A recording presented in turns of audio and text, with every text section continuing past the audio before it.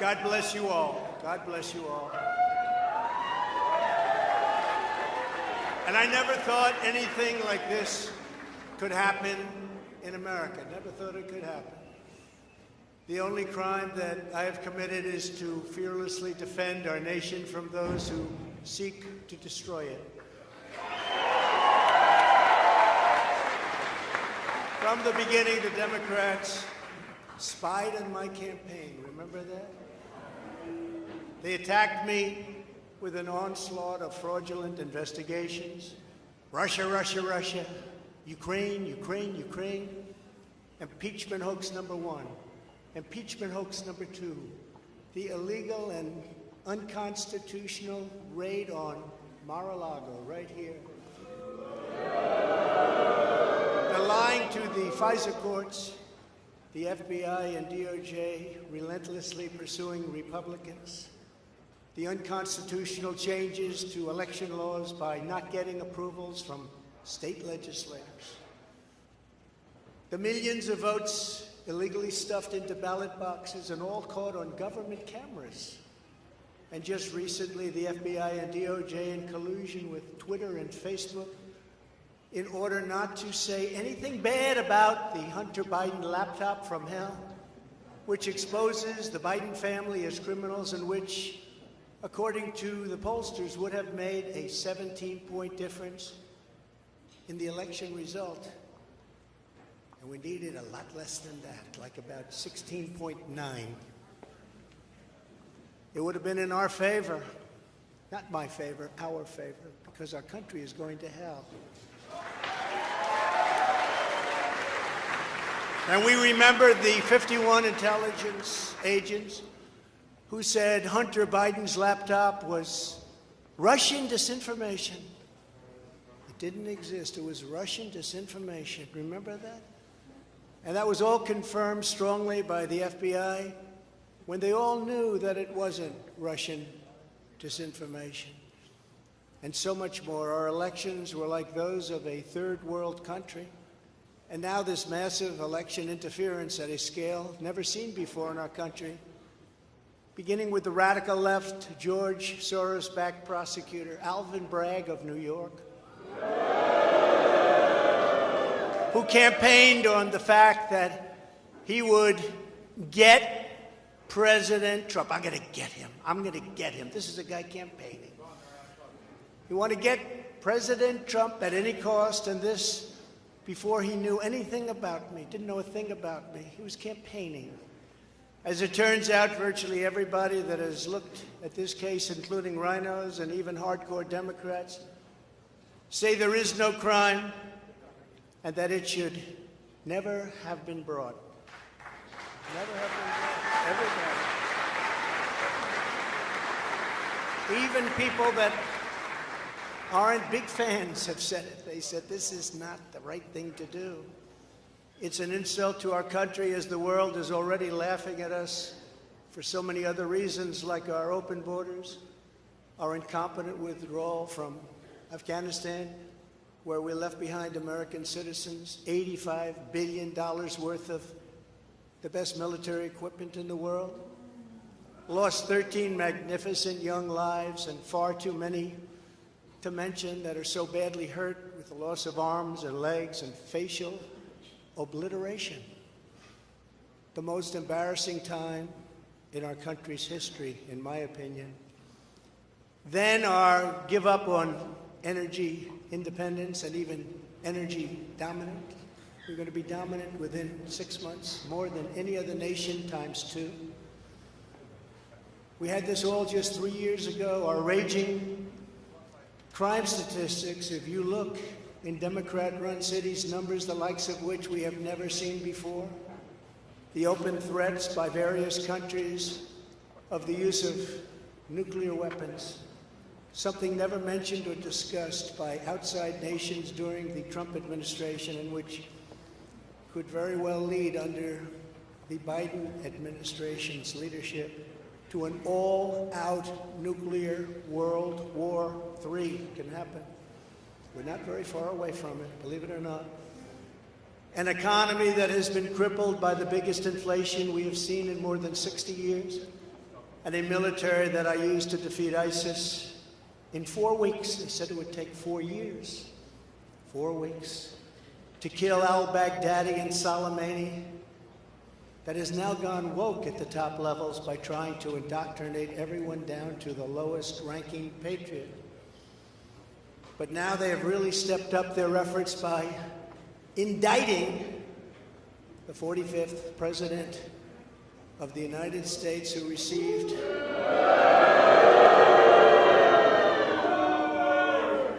$75 million votes, which is more than any sitting president in the history of our country.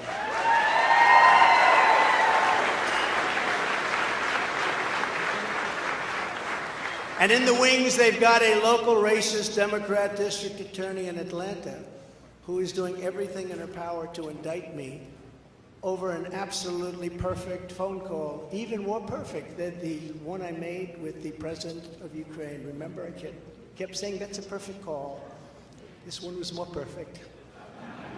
Nobody said, "Sir, you shouldn't say that." Many people on the phone or hung up in disgust because of something I inappropriately said, because nothing was said wrong. In fact, at the end of the call, we agreed to continue our conversation about election fraud, and election fraud specifically in Georgia, at a later time. Many people on the phone, including lots of lawyers, nobody found anything wrong with that perfect call until a book promotion tour many months later. All of a sudden they say, I remember Trump making a call.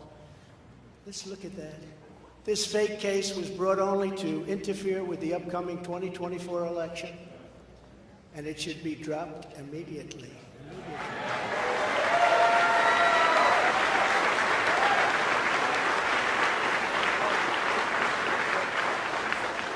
Then you have a radical left lunatic known as a bomb thrower who is harassing hundreds of my people day after day over the boxes hoax. You know, the boxes hoax, as we call it.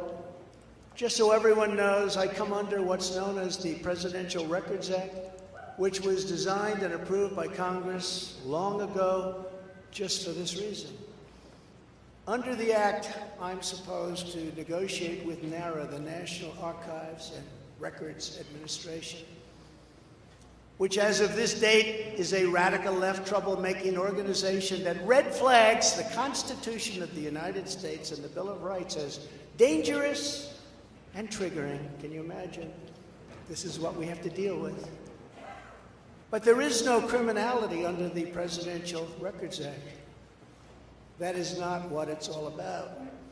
We were negotiating in very good faith, proper way, in order to return some or all of the documents that I openly and in very plain sight brought with me to Mar-a-Lago from our beautiful White House, just as virtually every other president has done in the past.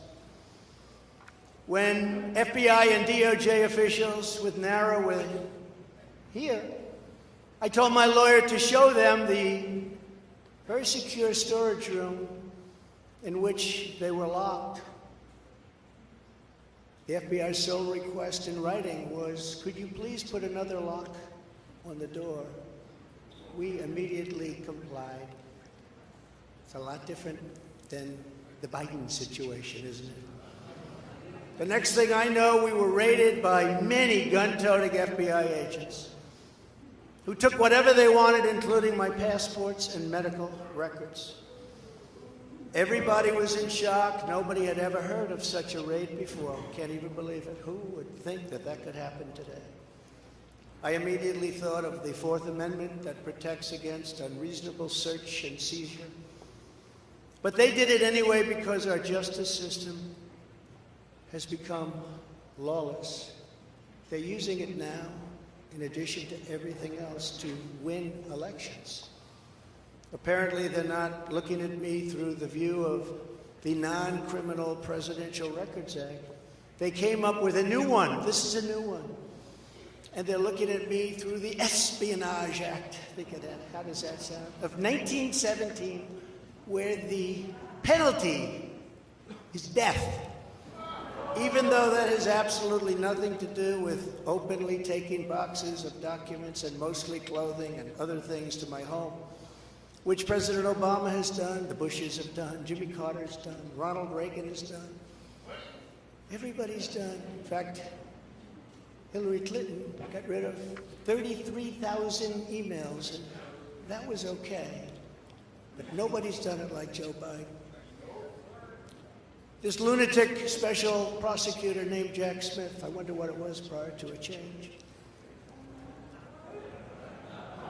who others of his ilk say he's even worse than they are, is only looking at Trump, yet Joe Biden took massive amounts more documents, even removed many boxes to Chinatown. You believe that? He's got $10 million from China. Where did that come from? I guess they were banking on Hunter's expertise, and had others stored in unsecured offices in Pennsylvania and strewn all over his garage floor, where his now very famous Corvette is also stored. All over the floor, including classified documents. But that's okay. Perhaps most importantly, he has 1,850 boxes in Delaware, which he is refusing to give up. But isn't that real obstruction? That's obstruction.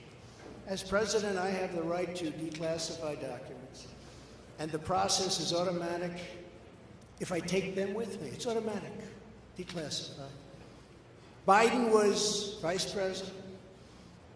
He had absolutely no right to declassify as vice president. He doesn't come under the non-criminal Presidential Records Act. He comes under the very criminal Federal Records Act, unfortunately for him, but it's not going to matter because they don't follow the law, which has very severe penalties.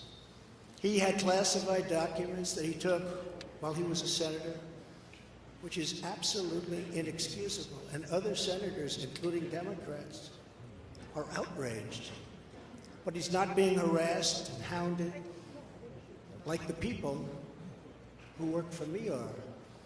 In fact, they seem to have forgotten about his documents entirely. So many, thousands and thousands. It's okay with him. They like to say that I'm obstructing, which I'm not, because I was working with NARA very nicely until the raid on my home.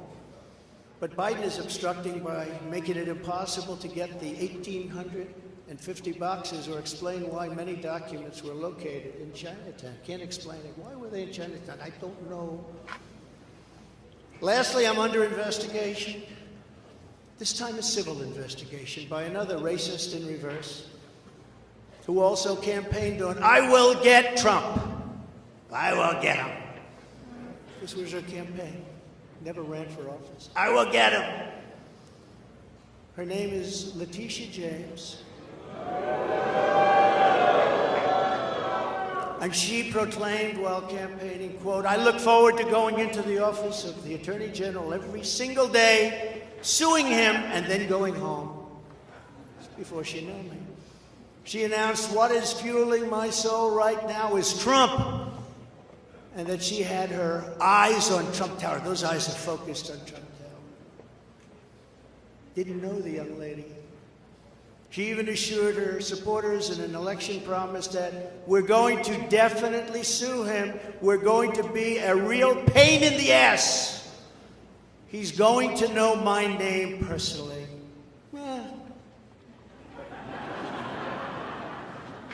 And then she claimed that I was an illegitimate president. Think of it. With all we did on energy, with all we did on the military, on taxes, biggest tax cuts in history, biggest regulation cuts in history, right to try, people able to get drugs now that aren't approved. Hopefully you don't have that problem. Letitia James vowed to use every area of the law to, quote, investigate President Trump and his business transactions. Those transactions are going to be investigated, she said. And that of her family and his family. Because we're going after his family, and we're going after them hard. This is all before entering office and all before knowing anything at all about me, but she's going to get me. This is why, along with unrelenting crime, so many people and companies are leaving New York.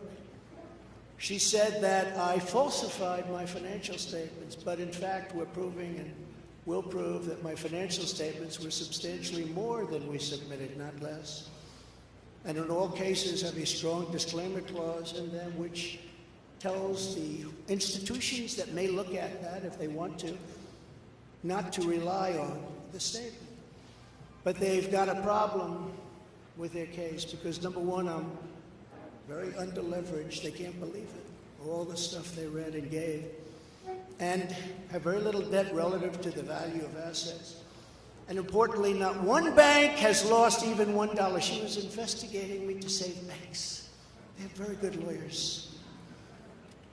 But they didn't lose $1 with us during this period of time. In fact, the banks we're talking about made almost $200 million off Donald Trump, and they liked me very much. We never missed a payment, never got a default notice, had a great relationship with all of them. I don't need banks. I have a lot of cash. I built a great business with my family, built a fantastic business.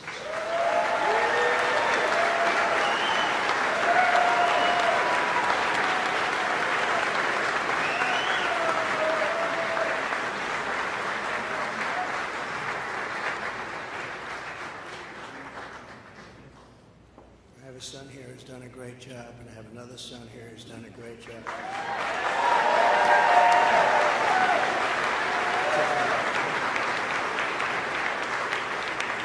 And Ivanka, and Barron will be great someday. He's tall, he's smart, but I have a great family and they've done a fantastic job and we appreciate it very much.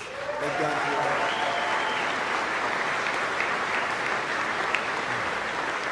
So she's suing me over banks that weren't defrauded when she should be focused on violent crime that's driving people out of the state. This is a persecution, not an investigation. She's put our family through hell.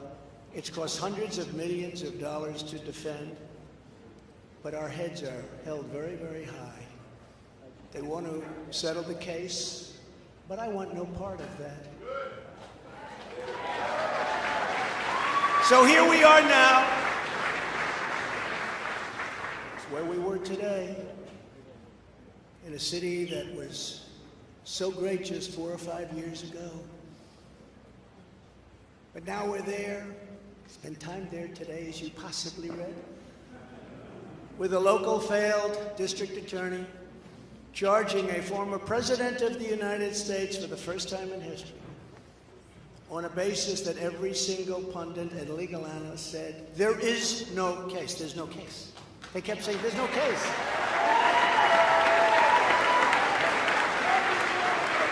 Virtually everyone.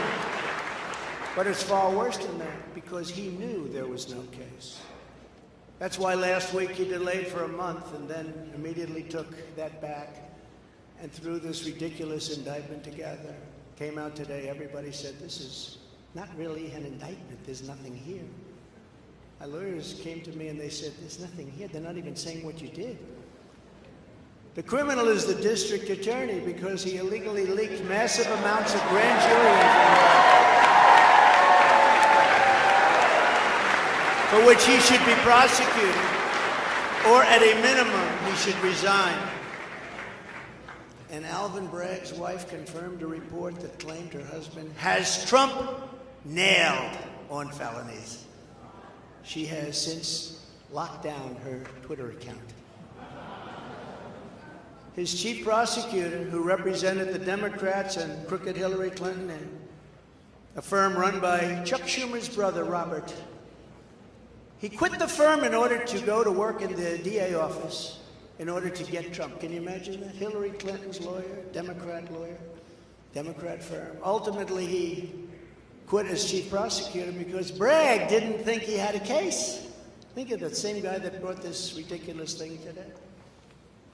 Yet during his investigation, this prosecutor named Mark Pomerantz wrote and published a book saying all sorts of privileged things, and has been very strongly reprimanded. He was reprimanded so strongly.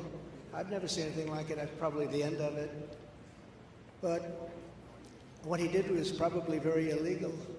But he was very, very strongly reprimanded. Even District Attorney Bragg was furious with him. They were having a tremendous fight in the office because of it. But hope is never lost, because various prosecutors in the DA's office also quit because they thought President Trump was being treated very unfairly. How about that? Isn't that great? Oh, I love them. I'd like to meet them. I'd like to meet them. The DA's office even had a web page. Meet the team of executives who have done this to President Trump. That was the title. Isn't that nice? They immediately had to take it down. Meanwhile, overall, crime in New York was up 30% last year. Much more than that the year before, with felony assaults, robberies, and burglaries all up by massive, massive numbers. Not the same place that I know, not the same place that you know.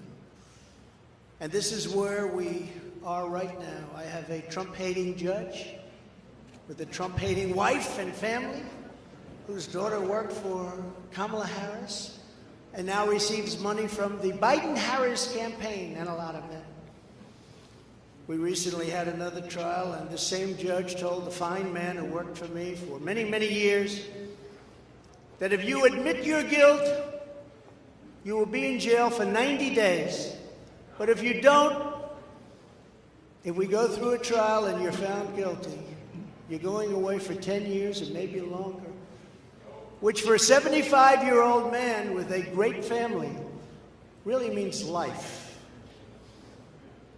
What the prosecutors and judge did to that man, I will never forget, because it's right out of the old Soviet Union. That's where we are.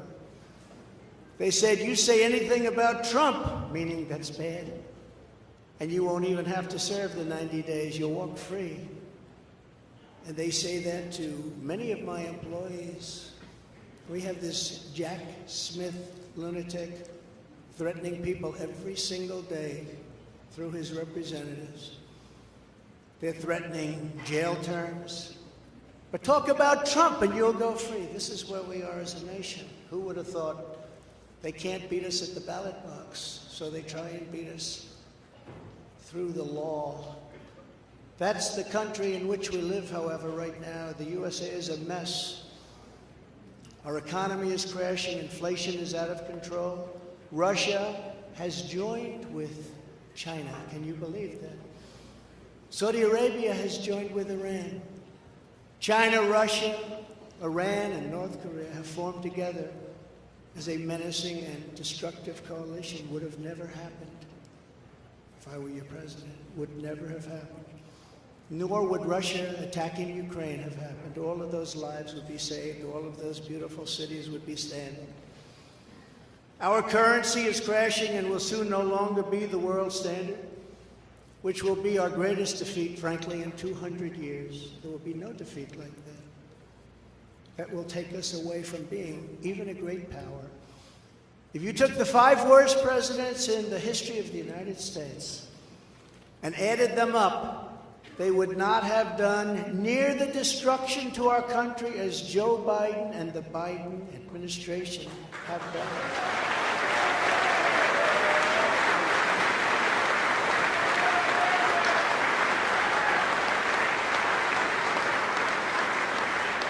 Incredibly, we are now a failing nation.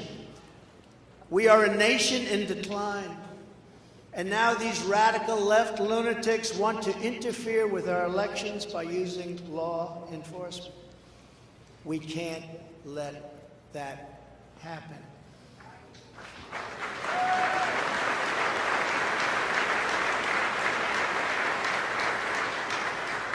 With all of this being said, and with a very dark cloud over our beloved country, I have no doubt, nevertheless, that we will make America great again.